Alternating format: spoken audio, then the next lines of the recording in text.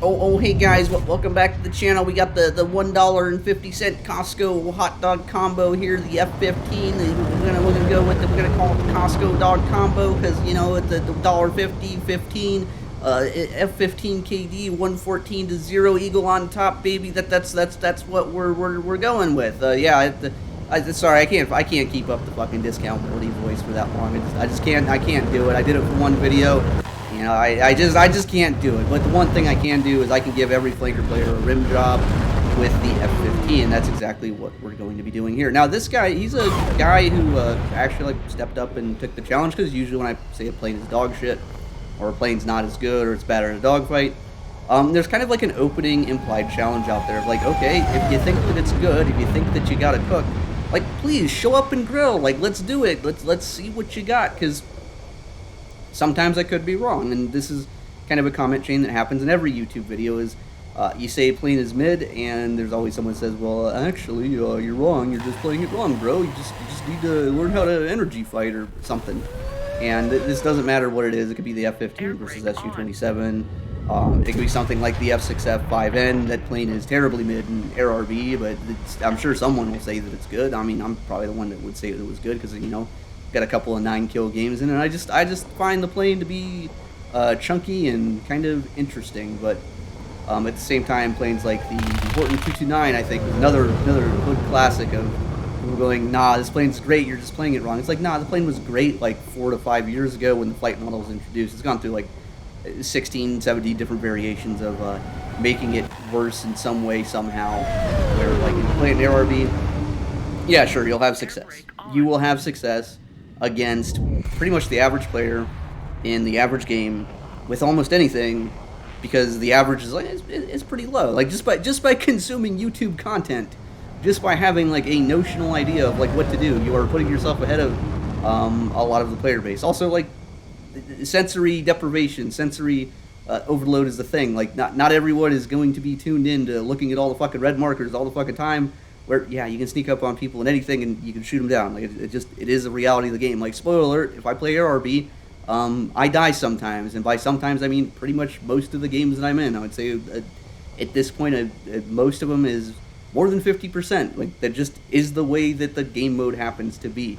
But this is sim. We're doing sim duels because I'm a sim YouTuber now. I like to do the sim thing, and jet duels is one of those things that I am, relatively speaking, passionate about. And in this case, I have done, this is the equivalent of me going to my Discord or going to someone else's Discord and just pulling a random dude making a dogfights video out of it. And it means that the deck against this guy is it's pretty stacked. I have the better plane, I have more experience, I have a better idea of knowing not just what to doing, but how to do it. Because you can know what to do and you can have an idea of what to do, but if you can't actually execute, you can't do it on demand. All of that knowledge is rather, like, it's not pointless, but you just can't use it. And so what we're going to do is we're going to do a couple more of these. I'm actually cutting out some of the rounds because basically there is one round out of all of these. We probably ran around 30 to 40 rounds of not just F-15 versus 27, but SU-27 against any of the NATO flight models.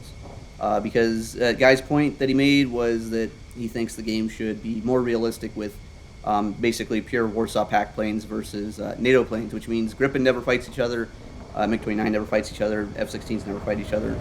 And this is, in theory, all well and dandy. In practice, would be actually terrible because, like, the top tier player base doesn't exist to support that.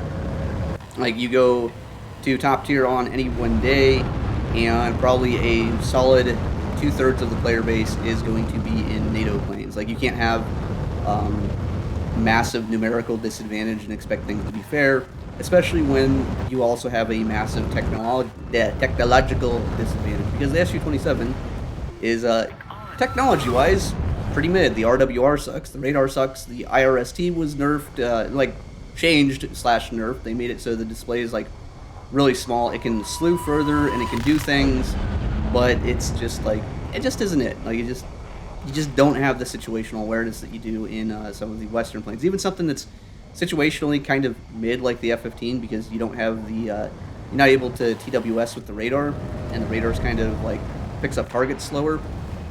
his plane still ends up being a decent bit better.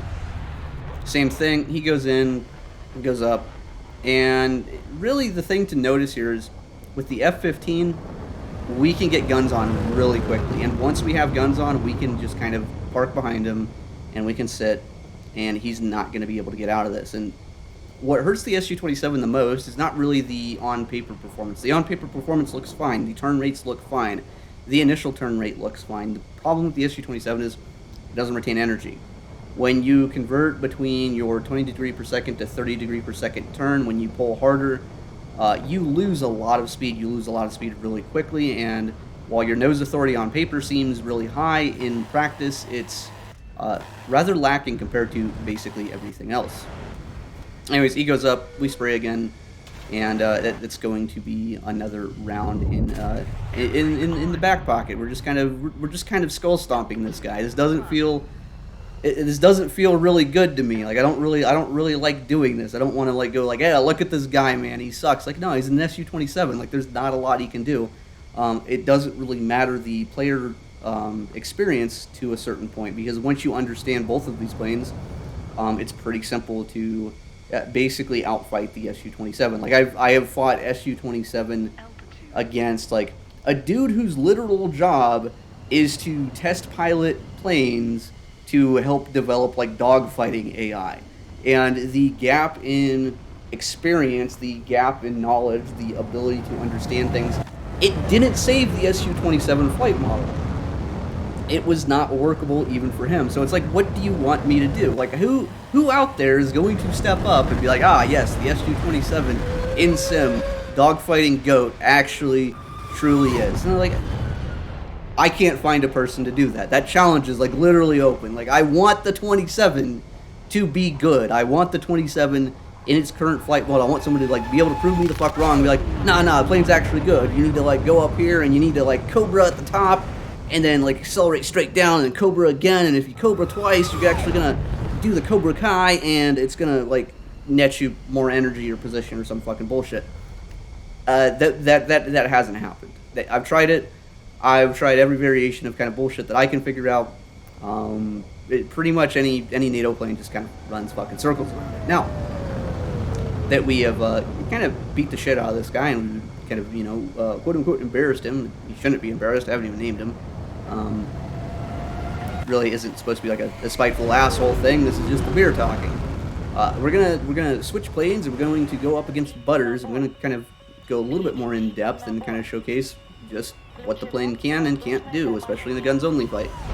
And the problem is Butters is actually pretty good. He's one of the better F-15 players out there at this point, and I kind of taught him a lot of the things that he knows, or at least practiced against him, so he understands what I do, I understand what he does, and I am a little bit more experienced than he is. I have a little bit higher, like if we do same plane duels, I will probably win, on average, we'll call it 60 to 70% of the time. On some days, I fucking beat his ass. Like on some days, he can't do shit. I'm just him, and he's not him.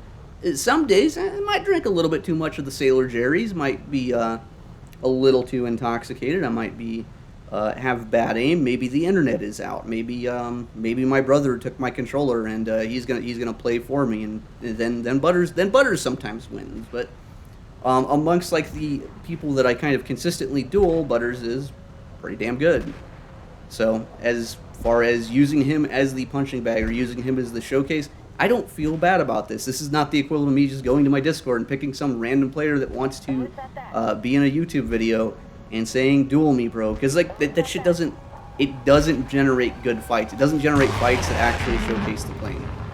It just showcases two dudes doing the thing, and it would really kind of just be me beating up on people that are newer. Like, in order for me to actually want to duel people, in order for me to want to duel newer people, it's like I've basically become one of like the sim community's dueling mentors as far as like the English speaking world goes. Like, it's a weird position to be in because I don't really consider myself to be a good teacher, but you know, death through 1,000 cuts and just bullying people into being better is, I guess, is something that continues to work and is a little bit more fun to learn than trying to be like super hyper technical about it. And get like actually take the game seriously. Because like if you're one of the VCs when we're dueling, it's literally just trash talking the whole entire time. Doesn't matter what the matchup is. Doesn't matter if you win or lose. You always have to deflect. You always have to be like, no, I didn't lose. You just cheated. Like your plane's just bullshit. Internet went out. We have like a whole entire like 25 excuses on a wheel that you can just spin and be like, ah, yes, it was the ping spike. Fucking electronic countermeasures came into play, and you DDoS my computer, and that's why I missed a shot on a stalling plane. Anyways, we're going around the circle again, and the first fight didn't really go so well for us. The second one is going a little bit better, but once you get into the stalemate, this is kind of the F-15's fight to win, or it's just going to come down to fuel. SU-27, we're gonna do the same thing. We're gonna try to tighten down, but as we tighten down, the only thing that actually happens is the plane just goes slower. We just lose speed, and as we lose speed, we're going to start transitioning to a little bit underneath of him to kind of bait him in for a shot, just to try to get him to cut in, get a little bit slow, and we're going to use super maneuverability to actually kind of sort of win the fight. But using super maneuverability, post-stall maneuvers, this isn't something that's actually consistent. What happens is you use the Cobra button, you pull up, and you kind of use the rudder to rotate the plane around. That's what we're doing here. We rudder back into him. And this is something that SU-27 actually does really good at, is being able to use the rudder to point the nose around. Problem is, you can't really point the nose up and around at the same time, but when he goes below like that, you could sometimes get the shot. And those are the cool ones. Those are like the things that make people think that the flanker is fucking cracked. Because when you get those, it feels pretty fucking good. It's like, oh yeah, this fucking plane's awesome as shit. That kind of aspect too of doing the falling pedal maneuver is also pretty useful when you have the missiles equipped, when you have the R-73s, especially if you get like a guy in an F-16, a Gripen or something like that, where he's trying to maintain energy. He maybe has this idea that you're like this super duper one circle fighter and he gives you too much space. You can kind of use that to slide around and then get off an R-73. Now the R-73s are a little bit limited because of the thrust vectoring, because thrust vectoring in the game is bugged, where if you go a little bit too slow, you throw them at the wrong angle. Sometimes they just kind of like fuck off and do like a spaghetti noodle and just go somewhere else. So, you know, having all 6 of them is always kind of like a nice thing to do. We're doing the same thing again. He tries to go for a shot. We're trying to just get him, and this is going to showcase kind of like what the limitations of this kind of tactic is. As long as he kind of stays above our nose as we're going down, we're not going to be able to do anything. He has to make the mistake of cutting down and underneath that will actually result in us doing anything. Now, at some point, because the ground is coming up, we're going to have to abandon this, and because we have to abandon this, that's when he's going to start getting a lot of position back. Anyways, we're sitting about 500. He's probably sitting around 800 right now, and he has a massive energy advantage. Now, if we had the missiles, if we were actually using the missiles, maybe that's a missile shot. But at the same time, if we had agreed upon using missiles to begin with, the fight goes entirely differently. The results don't change. The trajectory, the way the F-15 plays around the missile aspect, means he plays more aggressive, and he goes and he tries to win basically really early on. At the same time, the Su-27 has to play it a little bit differently with the missiles, because getting the missile aspect off first while you still have speed is usually kind of the better option. There's no real point in trying to do a rate fight and maintain energy when you have the nice little radius cutting missiles. But this is something that basically right there, that would be pretty much death in the for the Su-27 if you would have hit those, and even if we had the missiles here, because you'd be sitting a little bit too close. Once we're out of speed though, we're just kind of helpless. Now, we can kind of game it. We can game it with the super maneuverability stuff, where we're going slow and we're going to use like momentum to pull ahead of them and try to shoot here, but because we didn't pull far enough ahead, we also lose speed. We don't gain anything back, and without the speed, without the energy to do anything with, this plane's a big target. Like, the plane is like 3 city blocks wide. You're not really going to do shit with it, and we're going to basically get our shit pushed in here. Now, keep in mind, we went from beating the shit out of a newbie with the F-15 to being really experienced with the Su-27 and getting our shit pushed in. This is basically what's going to happen once you have reached past a certain level of experience. This is why pretty much most of the dedicated sim community isn't really like abandoned this plane, but most people that are competent actually understand the limitations of this. But it's usually the newer players that go into a random game, they have reasonable experiences with it, and they think, oh, hey, it's pretty good.